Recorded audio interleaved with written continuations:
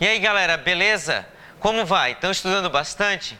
Vamos trabalhar hoje a nossa aula de História da Filosofia, começar a origem da filosofia na Grécia. Nós temos a divisão da filosofia em 4 grandes períodos. E eu vou passar para vocês cada um deles agora. Nós temos o período pré-socrático ou cosmológico, que dura um período de tempo de um século e meio, e nesse período os indivíduos estavam preocupados em conhecer ou estabelecer qual a substância que dá origem a todas as coisas. Mas essa origem não está sendo pensada do ponto de vista do tempo, de uma linha de tempo que vem lá de trás, mas é uma origem como uma substância que suporta a existência. E a pergunta é, por que existe o ser e não o nada? Então nós temos, qual é o elemento material que sustenta a existência? Então, elemento material, vamos lembrar, eles estão preocupados com a investigação do cosmos. Eles não estão mais preocupados em conhecer como, no mito, a cosmogonia, ou a teogonia, o surgimento, a criação de deuses. Mas eles estão preocupados com a cosmologia. Eles estão interessados em entender como que os elementos naturais se organizam de forma a promover a existência. Então, qual é a substância que dá a existência para todas as coisas materiais? Então, eles vão voltar o seu olhar e a sua investigação para a natureza, para elementos da natureza. Por isso, esse período de investigação é chamado de physis. Eles voltam para a physis, para a natureza, e tentam, a partir daí, entender como que se dá o processo de desenvolvimento da existência de todas as coisas. Então, Tales é o grande iniciador, e o Tales vai afirmar que tudo é água, porque, afinal de contas, em todas as coisas que existem, em alguma medida, existe água. E se percebe que a água existe em estágios diferentes, sólido, líquido e gasoso. Então, para ele, todos os tipos de coisas existentes teriam, de alguma maneira, a precedência da água. Mas Tales, na verdade, não é importante por essa teoria da água. O que o Tales faz ao pegar um elemento material é dizer o seguinte: nós, seres humanos, devemos usar a nossa capacidade de inteligência para entender como que o mundo surgiu. A ideia é deixar a explicação mitológica de deuses que organizam o mundo, né? Do caos formam o cosmos, da desordem a ordem, né? E colocar essa ordem para a compreensão do ser humano. A lógica, a cabeça do ser humano, a racionalidade aplicada à compreensão do mundo. Temos o período socrático antropológico, dura do século V ao século IV a.C. Então, nesse período, né, socrático, Sócrates vem e muda a leitura de mundo. Ele constrói uma outra maneira de fazer.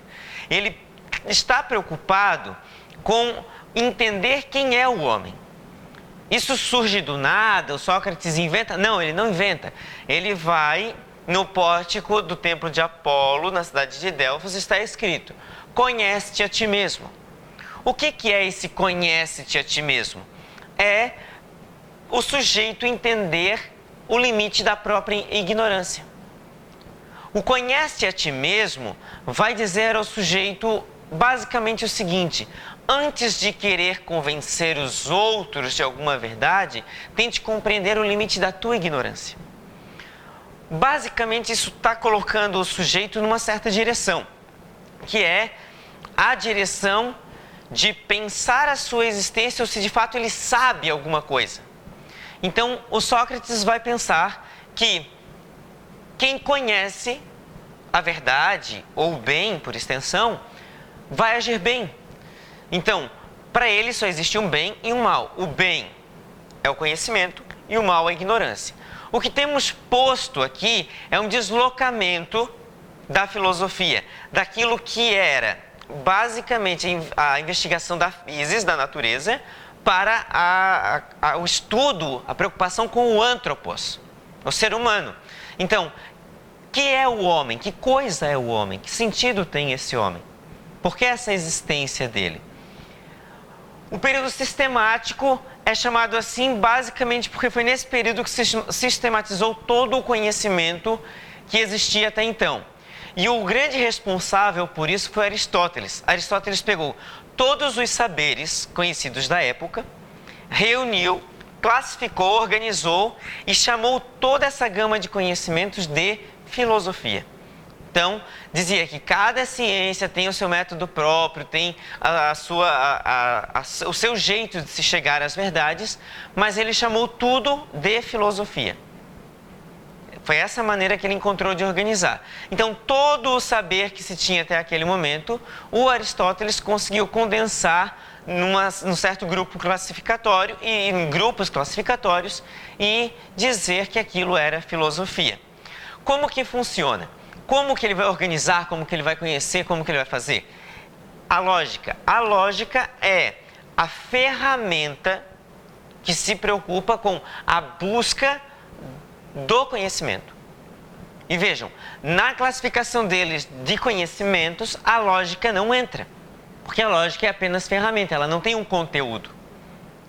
Não importa, a investigação lógica não está preocupada com o conteúdo, está preocupada com o estabelecimento ou como método de estabelecimento de verdade, de conhecimento seguro.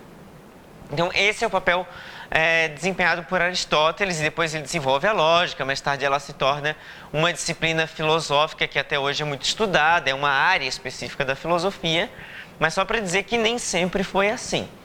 E o período helenístico, que é do final do século II a.C. até o século VI depois de Cristo. Nesse período, acontecem diversas mudanças. A primeira delas é a desconstrução do modelo de cidade grega. Não chegou da noite para o dia desfaz a cidade grega, mas depois da invasão dos macedônios, a cidade grega, a polis, ela ganha uma nova configuração. E a partir daí, o modo de se pensar a vida, a felicidade, a própria ética muda drasticamente. Nesse período, não tem mais a honra, não existe mais esse modo de entender a vida. E se tudo o que a gente tinha constituía a nossa felicidade foi destruído, como é que eu posso pensar a minha vida para viver e agir bem e ser feliz do ponto de vista individual? Aí o foco da investigação se volta para a interioridade. O sujeito vai olhar para dentro de si e tentar encontrar métodos ou maneiras, de se colocar de forma tranquila diante da existência. O que se está fazendo aqui? Se está deslocando de novo o modo de pensar a vida. Então, o domínio do indivíduo diante das circunstâncias da vida, a sua tranquilidade, o seu modo de pensar a existência do ponto de vista individual para que seja o mais equilibrado possível.